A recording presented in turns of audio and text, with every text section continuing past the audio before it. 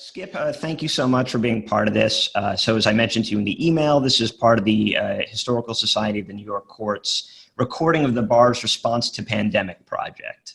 Essentially, the Historical Society of the New York Courts sees this as an opportunity to record history as it happens with regard to the unprecedented effects on the legal profession caused by the ongoing COVID-19 pandemic.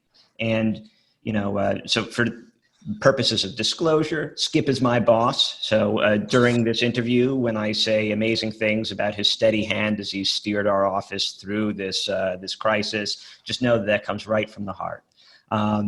But Skip is, well, I'll let him introduce himself, but I thought this would be an excellent opportunity to provide the perspective of a not-for-profit organization, as a lot of the folks we've been interviewing so far have been, folks who work at large firms and small firms throughout New York State.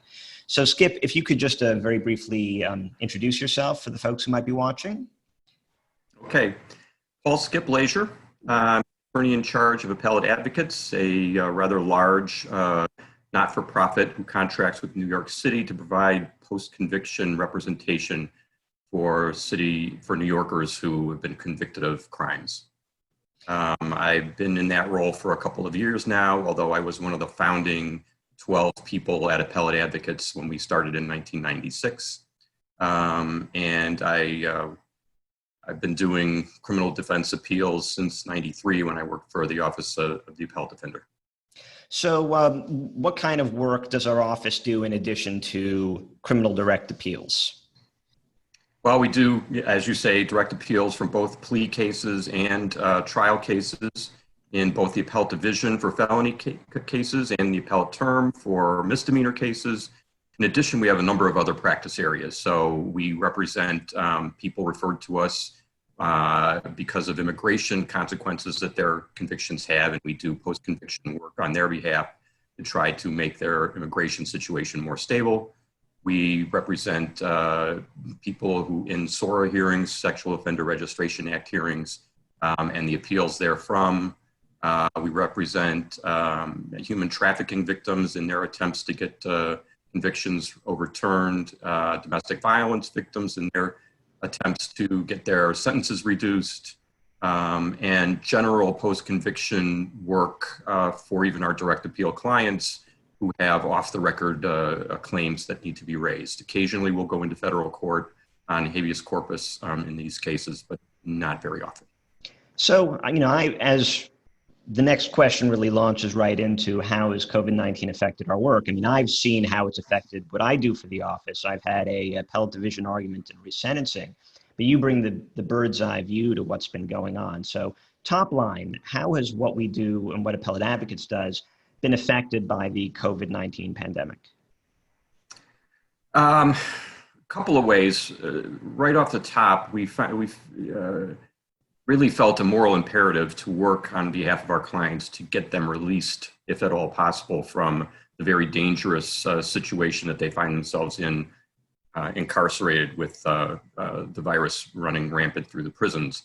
So that took precedence. Many of our direct appeal work or regular work was put on pause as many of our attorneys tried to bring bail applications and habeas corpus writs and clemency petitions, et cetera, all in an effort to get our clients out, at least temporarily, so that they could survive the pandemic. We went so far as to try to identify people who had exacerbating conditions that were particularly vulnerable. We sent names to the governor's office, to Department of Corrections to try to get folks released, and we've done many things individually to try to keep them safe. We sent letters to the superintendent informing the facilities of people who are particularly vulnerable, and we've tried everything else we can think of to get our folks out. Unfortunately, we haven't met with a lot of success, although there are some individual cases where we have made a difference. And there is a current work being done by our reentry department, helping docs to find safe locations for our clients who are imminently being released because their sentences are coming up. So that was one of the main things that changed. We unfortunately are toward the end of that. because we've done everything we can think of to do. We have a mass writ in Fishkill that's about to be filed, but I think we're starting to refocus back on our regular practice. And the thing for me, that seems to be most affected by that, actually two things. One, communications with our clients, much slower because of mail forwarding and the overburdened post office. And so our interactions with our clients are being delayed. And so we've tried to pick up the slack with that by communicating with them by telephone, but the facilities are inundated with such requests, and even that is being delayed. So unfortunately, although we were able to work remotely, communicating with our clients, which is essential to that process, has been delayed. So what about things like the workflow, court adjournments, deadlines? A lot of what Appellate Advocates does has a pretty pressing timeliness component attached to it, because obviously we're advocating on behalf of folks who have their liberty at stake. Has there been any effect on the workflow of the practice through things like court adjournments and other delays? Yes, I mean the courts is particularly the trial end of our practice, where we go back into the trial courts to do resentencings or SORA hearings and such. There was a period where the courts weren't ready for that yet, and so those cases got delayed. I also think that there is less capacity to do those cases even now that remote operations are set up, and so there's some delay in scheduling those kinds of cases. The workflow on our end has been challenging because we no longer have a centralized location for our process. So we have paralegals spread out across the country. We've got our mailroom staff in different locations with printers and with scanners, and so workflow has to be sent from one to the other in a way that is efficient than used to be when someone was right next door or around the corner in our office. And so there's some inherent delays with that. But we've been able to get up and running on everything we need to do, with one exception, and that is we are not in control of the record on appeal, and the courts have not been able to provide us with records on appeal for our newly assigned cases. And so those are on pause, unfortunately. What about the bread and butter in terms of the actual lodging and perfection of direct appeals? How have the courts adapted to the new reality we're facing right now? They've adapted fairly well, if you ask me. They are now accepting filing of all different documents and briefs electronically. We don't need to print and mail. We are able to serve electronically. In fact, in those two ways, and I guess we'll talk about that more later, but I think the situation has actually improved for efficiency because we were forced to go in that direction. I think the courts have, at least the Appellate Division primarily, has been able to manage that pretty well. Skip, I know that you've done a few appearances since the lockdown started. Can you talk a little bit about your experiences appearing before the New York courts during this time? Sure. It's been, my experience has been with the trial court in one instance and the Appellate Division in another. In both cases, the appearance went very well. That went relatively smoothly. The Appellate Division argument I had was delayed a bit because what happens is everyone who's arguing is assembled before the court, and not everyone's connectivity is right up to speed, and so there's some playing around with that before everyone's ready to go. But once everyone was ready to go and my case was called, it felt remarkably similar to the in-court experience for me. I could see all the judges. They could see me. I could see my opponent. The questioning was relatively normal. I think that's because the court and the judges had some experience with the format for a couple of weeks before they saw me. I think early on it was difficult, but the pacing of questions and the necessary pauses in order to allow the next person to say what needs to be said. I think there's a certain cadence that's different from live argument that the court is, the judges have sort of gotten accustomed to. And so for me, it felt relatively normal. Similarly, the trial court appearance, it was a bail appearance. There were a couple of attorneys on the call. The court officer who was actually in the courtroom had a screen. The judge was at home with a screen. And it all went very smoothly. The questionnaire, the microphones all worked well. There was very little distraction. It was very professional. I'll say that.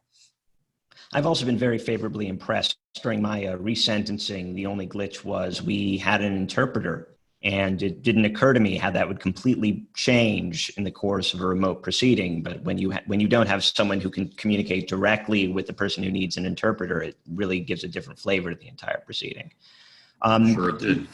So you said that your appellate division argument sort of felt like it occurred after everyone had gotten used to it. Do you feel like in dealing with the technology, the court is, skillful in its use, aware of its limitations, able to correct errors when they arise? I'm going to speak primarily for the appellate division on this, because what they did was to allow us to test our connectivity and our equipment in advance. And there was a team of 4 appellate division techies who were on call all day long to allow people to check in and fix things that needed to be fixed. And they seemed extremely knowledgeable. When I was on, mine worked fine, but other attorneys did not. And they had all sorts of ways to address that person's issue. And they went through 1 or 2 of them and then told the attorney what to do next. And I think all of that preparation has been part of what we saw actually in court, with very few glitches because of the preparation and the court's attention to getting things set up in advance. So Skip, you alluded to this earlier, but I think now is probably the time to revisit it. In terms of how things have changed, there have been some modifications that are not ideal, but also some modifications that feel like improvements. From your perspective then, after things subside and we return to something more or less approaching normalcy, what core practices that are currently ongoing would you like to see persist?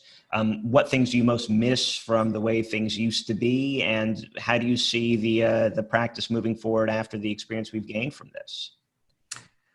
Well, first, a couple real easy things. I think, as I mentioned earlier, electronic filing and electronic service are really, that just makes things so much easier, so much quicker, and you have already then built into the process the beginnings of archiving, digital archiving. And I think that's the other aspect of this that is helpful, which is we're engaged in the process of proactive digitizing of our records, of our filings, of all of our documents in a way that it makes our access to them easier and more timely. And that is a change from what before was the case, which is we would, after the fact, digitally scan and archive our cases and our filings. Not having the paper flying around through the mail and et cetera has been really a boon to the. I think it's made things much quicker and easier. And most of I would say a majority of our attorneys like to work in digital format anyways. And so to have the digital record and the digital opposition brief and, all of that has been very helpful to the practice. I don't really, I hope that will remain and that, those things will continue. I don't see any reason for them not to continue. Right now, the only paper we have to send out is to our client, who obviously doesn't have computer access to digital records. But that cuts down on a lot of dead trees. It cuts down on the time spent sending things through the mail. It's much more efficient. Now, do you think that ease of adapting, especially the Appellate Division Second Department, was sort of primed by the transition to electronic filing that we saw about a year and a half ago? I don't have a sense for that because most of that was civil, and I don't know exactly how that went or what extent the courts were engaging in that. So I don't really have a sense. Well, from our end, like the move to filing the electronic copies of the briefs and bookmarking and having staff in place to make sure we could file electronic copies, do you feel like that aided the transition at all when this all ended up happening? Oh, I see what you're saying. Yes, because we were in fact sending in addition to the paper, we were sending in the electronic versions of our briefs. So yeah, that must have made things easier. We weren't really electronically filing in the true sense of the word. We were sending the court a digital copy, but yes, they were obviously working with those digital files, and so I think that must have helped the transition. Yeah. Do you think that there are aspects of our appellate advocates practice as a not-for-profit and one that engages in direct legal services that make the challenges of the COVID-19 era different from what a firm might encounter? And when I say firm, I mean a firm that has mostly commercial clients or engages in commercial litigation. I'm not sure I can answer that very well. The only thing that comes to mind is the fact that the firms have resources that we don't have, and they were probably able to throw money at this problem in a way that got them up and running maybe quicker than we were able to do. Although I'm proud of how fast we were able to do it, but I'm not sure that there's anything else that makes us different because we have a very circumscribed role and certain cases that we handle, and we know the do that. And the challenge was to convert that to digital practice. And I think we got up and running fairly quickly. And I'm not so sure that was that different from what firms had experienced. So like very briefly to return to something you mentioned earlier before wrapping this up, you had mentioned that things like communicating with clients, given the particular population with which we work, were a little bit more difficult. Can you elaborate a bit on that? Like how has that client communication aspect of the practice adapted? Well, I'll give you one example is that we thought, okay, let's make the delay between receiving written correspondence from a client and being able to respond to that client as short as possible. The client, of course, has our office address and sends mail to the post office to that address. And we thought, let's just forward that mail directly to someone in the office's apartment who could then distribute electronically to the rest of the attorneys, so there would be not very much delay. Didn't work. The Postal Service was not able to do that. It took a long time to get up to speed. Two, they weren't forwarding everything, so much mail was being left at the office anyway. So that sort of experiment failed. And so now what we have is we have attorneys who volunteer to go into the office and distribute things that come into the office as best they can, sometimes through a mailroom person who then forwards it again. And so the delay has been the result of our clients not having access to this remote network that we have built. And so they have to send us paper and pen letters. There is a email system that the prison offers the client, but those communications are not privileged, and so we don't rely on them. We can't have anything important, go through non-privileged email. So we're left with this mail forwarding dilemma that has really slowed things down, and that's been, I think, the biggest challenge that we've had. So spiraling then full circle, based on everything we've been discussing so far, are there any words of advice for other lawyers practicing before the New York State court system that you think that you would like to convey based on the experience of our office and the experience of our practice in the COVID-19 era? The only piece of advice I can think of is it's easy to forget in the remoteness of this practice that there's a human being at the other end, and you know it's one thing to be able to make those communications happen, as per our usual way of communicating information to our clients. What they need now, in addition, and I think this goes with civil clients as well as criminal defendants, is empathy and a way of interacting with those clients that shows we understand the stress that they're under and the difficulty that delays are causing for them. And I'm sure there are delays at the civil side as well. And being able to empathetically respond to all of our clients has been an important part of what we've done. We've sent letters specifically toward that end to many groups of our clients. And I think I would advise others to bear all of that in mind. And before we bring this to a close, do you think there's anything else that that the viewers of the future should know about this interesting era we find ourselves in? I think for me, it's been handling remoteness has been a very, very big challenge. There has been, for instance, I had to shut down the office remotely because I had been traveling before the guidelines came down from the state that we should close. And so I haven't seen my staff in months. And I think that wears on folks. And I think that's some of the biggest issues that we're each having. I know we're having wellness sessions to avoid burnout, Zoom burnout, so to speak.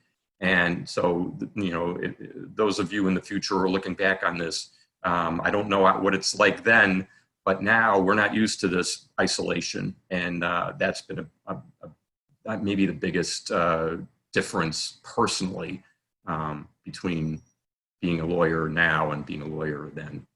Do you feel like the weekly staff meetings that we've been having are a big part of trying to deal with that isolation?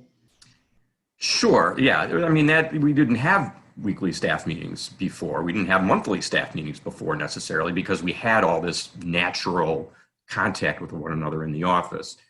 Yes, that's one of the reasons I instituted it. And I don't necessarily have an agenda for every, enough to fill an hour's time once a week. But I think it's important that we see each other's faces, even if it's on a little square on a computer screen. And we've also had smaller groups break off and some informal Zoom party gatherings and such in order to try to maintain that physical relationship that is so important in our office.